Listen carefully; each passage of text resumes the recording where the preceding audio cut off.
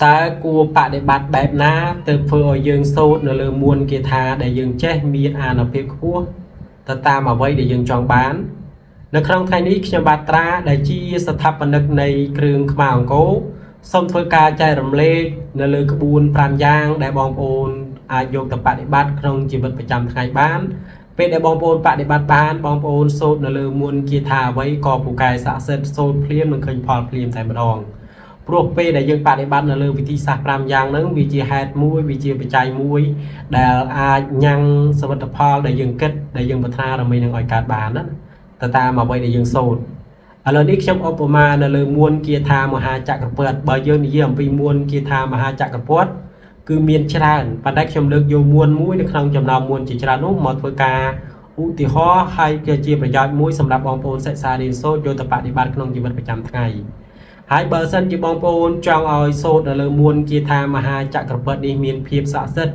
thì muối miền rất ẩm nài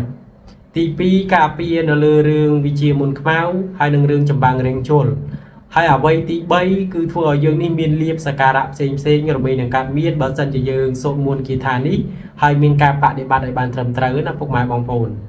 rừng tí muối bong pôn trớ tại phơi tiền chiaประจำtiền ní mình tha phơi chấm pô sắt cái đây phơi chấm pô bồ cua để tru sel cái đây rồi phơi chấm pô bồ cua để miền sel cái đây dương trớ tại phơi đòi sẽ cái đây cờ rộp đòi sẽ cái đây chia ra công phơi đòi miền sẽ cái đâyประมาทcông phơi đòi sẽ cái đây từ tua lại sao dương trớ tại phơi đòi sẽ cái đây cờ rộp tu tiền núng mình chỉ tiền đòiประนัดcả đói ở tại dương phơi đòi cà cờ rộp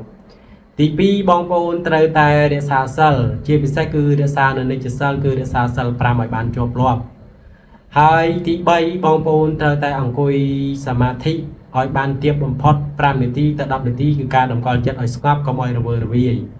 ហើយទី4គឺការភាវនានៅលើមួនគាថាមហាចក្រពតនេះឯងពុកម៉ែបងប្អូន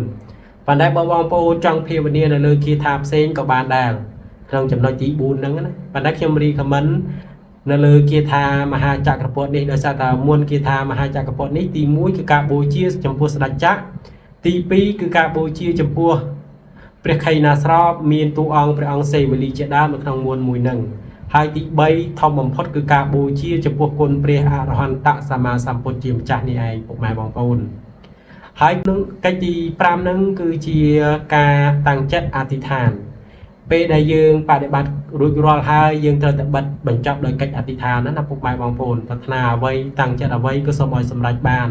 ដោយអំណាចនៃកុសលផលបុណ្យដែលយើងបានបំពេញណាបងប្អូនទាំងអស់គ្នាហើយរបៀបនៅក្នុងការសូត្រគាថាមហាចក្រពត្តិហ្នឹងតើគេសូត្រយ៉ាងណាជាដំបូងយើងត្រូវតែសូត្រនមោតាសៈ3ចប់ទៅពុកម៉ែបងប្អូនចាប់ផ្ដើមជាមួយនឹងខ្ញុំនមោតាសៈភគវតោអរហតោសម្មាសម្ពុទ្ធស្សៈនមោតាសៈភគវតោអរហតោសម្មាសម្ពុទ្ធស្សៈនមោតាសៈភគវតោអរហតោសម្មាសម្ពុទ្ធស្សៈ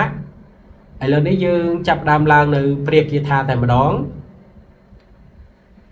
នមោពុទ្ធីយៈព្រះពុទ្ធត្រៃរតនញាណមុនីនុបរតសីសហស័កសុធម្មាពុទ្ធោធម្មោសង្ឃោយៈធាពុទ្ធមោនៈពុទ្ធបូជាធម្មបូជា